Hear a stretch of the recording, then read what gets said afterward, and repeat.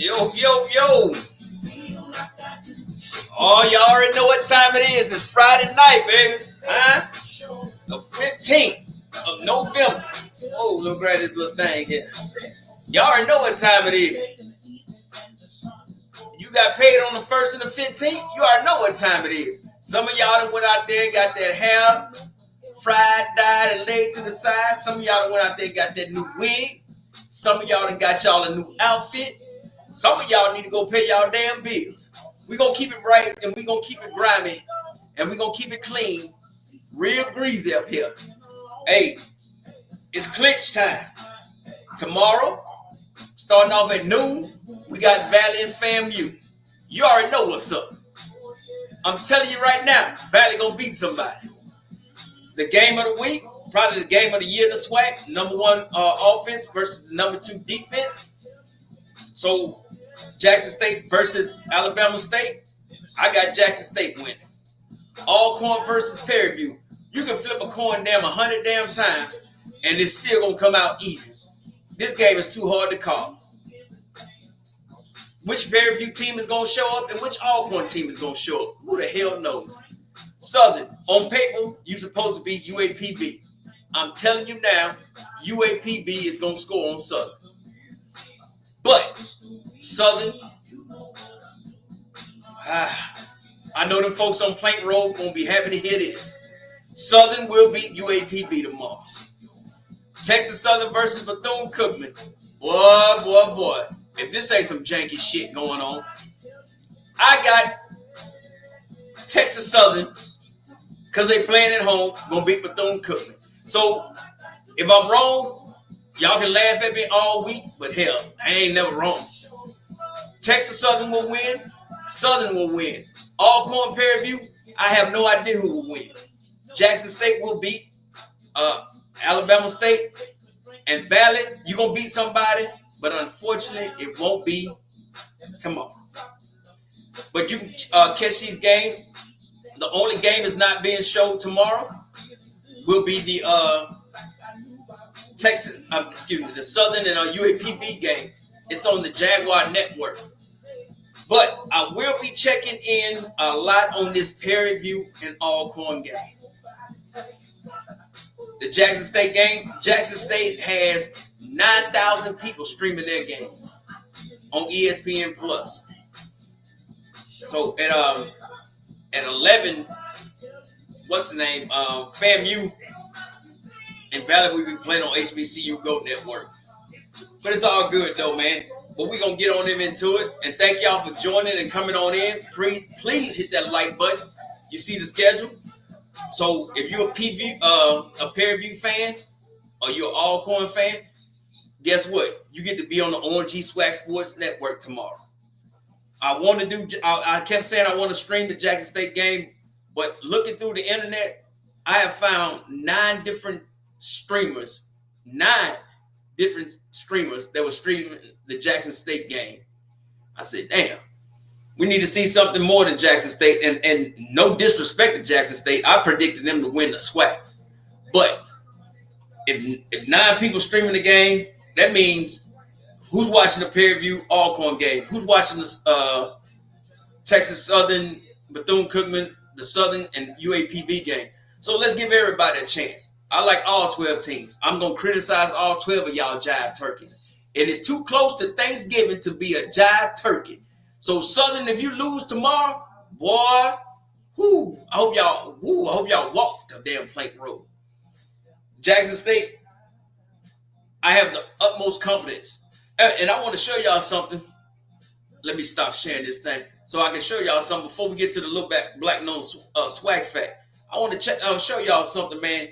I seen about old Irv. I ain't talking about them interviews and none of that other stuff. Where my man at? This is what Irv Mulligan is working with. Man, salute and much respect to this young cat, brother. Now, Irv right now has 890 yards off 120 carries and 8 touchdowns. This is why I'm telling you, this man is goddamn daggone player of the year in the Swac. What I like the most about him, I don't know if you can see it, but I definitely can see it. last year, he only had 687 yards. And what was it? 5 touchdowns. He went from 687 to 890. He gonna get 1,000 yards. But not this game. If it's not this game, definitely during the Alcorn game. So I like to see players like this. If you look at his progression from when he first started at Jackson State to where he's at now, come on, man. Salute and much respect to Herb Mulligan. So, you know, I seen him on a couple of shows. HBCU go get an interview with him, and this, that, and the third. And from what a lot of people have told me about this young man, I've never talked to him, never met him. When I went to the FAMU game, it was more of a party for me. I wasn't too much worried about all that stuff. So I had my little good time. Not no P. Diddy good time either now. I don't do no shit like that now. But I had a good time down there. And we had, you know, but tomorrow, if this young man get over 100 yards rushing by himself, over 100, well, just 100 will put him at what, 9-10. So that's, yeah, to me, that's your SWAC player of the year. And it is what it is, man. But that's before we get into what I want to talk about. I seen some stuff today, man. Turn this damn thing up. I seen something today on the what's the name? That damn inner tubes. And you already know I'm gonna give you the little black known SWAC fact. The reason why I share this with y'all every time I come on, I got a video of one of the players talking about the Walter Payton Award that I really want y'all to see. But before we get in that, this is Mr. Willie Brown. And for y'all don't know who Mr. Willie Brown was, he started off at Grambling. And I like to read his quotes. He said, my job was not catching passes. My job was to stop the receiver from catching it. If you have to play 15 or 20 years without an interception, that would have been fine. Anything beyond stopping a receiver, that's great. Bruh, not only is he an NFL Hall of Famer, he was not drafted. He played in at Grambling. But you come on down and you look at this man's stats.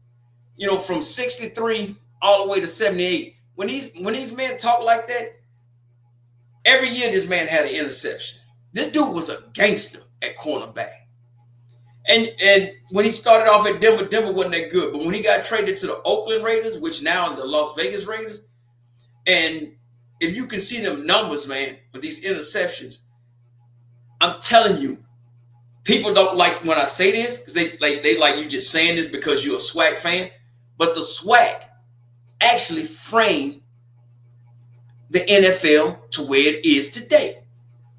Some of y'all gonna believe this stuff, man. You ain't gotta believe me, yeah. But you know, that's Mr. Willie Brown. He did transition to an ancestor in 2019. But this man, telling you, he was something serious to play on that field, man. All right, and just a quick little highlights on him. Make sure this thing turns up. Where is it at? Now check this out.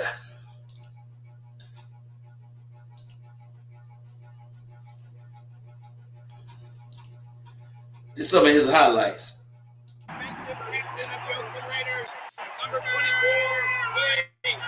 Game All-Pro Willie Brown received the Gorman Award as the Raiders' most inspirational player. In the secondary was the great cornerback, Willie Brown. Now nicknamed the 11 Angry Men by a New York journalist, the Oakland defense put on an awesome display. The defensive secondary of ex-Nebraska sprint star Kent McClure and Grambling's Willie Brown at corners and Roger Byrd, Warren Powers, the Oakland defense stiffened and shut out San Diego the rest of the afternoon. In the first half, the Chiefs tried to throw over the Raider defense and run over it. Neither worked.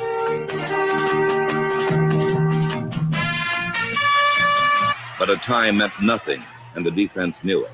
Come on, Willie! Full speed! Open up the gas now! Come on! Put your foot next to it!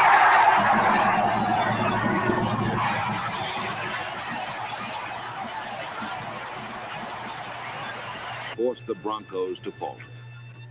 Only the strongest survive in the final quarter of a title game.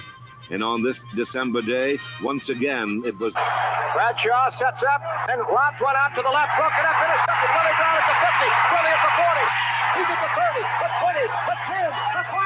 Touchdown Raiders! Oakland Coliseum has exploded as the great veteran Willie Brown tipped the pass intended for Pearson.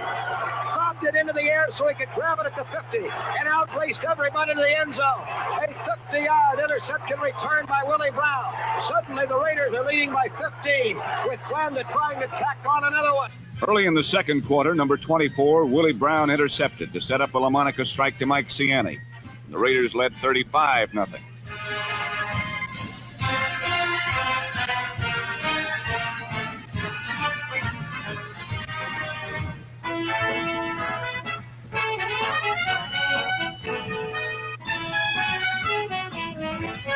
There's another little quick flip. Look out. There he goes. Goodbye. Willie Brown. Goodbye. Willie Brown. The Zeppelin.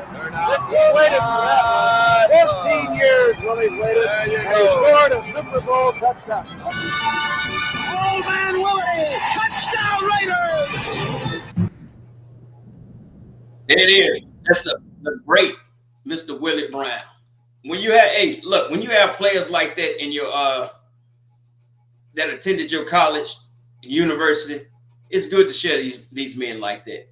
It's something special about Swac athletes. When they go to the pros, most of them was outside of Doug Williams and Walter Payton and Buck Buchanan. Those were like your first rounders. Other than that, most of these men, like Mr. Willie Brown, he was not even drafted. He was a free agent. Free agent to Hall of Fame. Salute, much respect to the great Willie Brown. All right. Now, this other, let me see if it's still here. I got to check to see if it's still here. I want you to check this out about Doug Williams. And I know y'all like, oh man, here we go, more videos. But hell, some of y'all need to watch these videos. Let me get myself off here. I want you to check this out about Grambling. That ball is snapped. You got to let him know one thing. That boy, you gonna be in trouble this evening. You got a good man in front of you. Equality was something that had to be fought for on the field as well as off. If you care about pure football, there are less hallowed institutions that play the game very well. And one of those small colleges thinks it has a Heisman Trophy candidate. He has a pure arm. He has exceptional timing. He's a Heisman Trophy winner to me. He's my Heisman. In 1977, Grambling's Doug Williams was 6'4", 225 pounds with a powerful throwing motion and a great touch. He was a pocket passer, blessed with poise even under pressure. In other words, Williams was the image of the classic college quarterback. Except that he wasn't, because he was African-American and played for an historically black college. If you play football for Grambling and you play it well, two things are almost certain.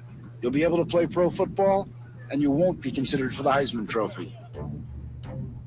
When I think about Doug Williams, I think about all of the slights and all of the humiliations. The quarterback is the thinking position black people can't think. Can't read a defense. Williams had always been overlooked. As a high school quarterback in tiny Zachary, Louisiana, he dominated the competition, but got no hint of interest from major colleges. Well, integration in Louisiana didn't really happen until 1970. And now for the Fighting Tigers of LSU. The bigger schools, the LSUs, the Ole Miss, the Mississippi States, what have you, they wasn't that deep into recruiting a like athlete. The usual skepticism and hostility black players faced was especially fierce for a black quarterback. By Williams' time, there had been successful black running quarterbacks at major colleges, but none had been a classic pocket passer like Williams. By Doug Williams saying, I'm not going to run, what he's really saying is, I'm going to prove to you I can do it the way you do it. I'm going to confront your anti-blackness. You think the only way I can do it is if I take 2 steps and then take off and turn into a running back. I'm going to prove to you that I can do it this way. There ain't nothing that didn't feel right if I was on the football field. I threw for 3,200 yards and 38 TDs my senior year. That was like a whole lot of yards back in 1977. Coach Eddie Robinson has produced the nation's finest offensive machine, led by this man, number 12, quarterback Doug Williams, the nation's total offensive leader. This Heisman Trophy candidate threw his 73rd touchdown pass last week, which is an all-time collegiate record. By season's end, Williams owned the all-time NCAA records for career yards and completions. There were even whispers that Williams could become the first black quarterback to win the Heisman. It is indeed a pleasure and an honor for me to be able to announce the 43rd recipient of the Heisman Trophy, and it goes to Earl Campbell of the University of Texas. Williams had finished 4th. Running back Terry Miller of Oklahoma State was 2nd, and Notre Dame's tight end Ken McAfee was 3rd. And man, I'm not arguing with Earl Campbell, but for me to finish 4th at a historical black college, that's kind of like finishing 1st. Williams would go on to become the first black quarterback drafted in the 1st round by the NFL, and the first black quarterback to win a Super Bowl. But maybe his most important accomplishment was a deeper one. He changed the country's idea of what a college quarterback ought to look like. It's a big deal to step back and say, look, I'm going to shatter what you think of me. He made football deal with its racism. And now when you look at the game, college game has black quarterbacks all over it. People love Doug Williams so much because he did what we knew was possible.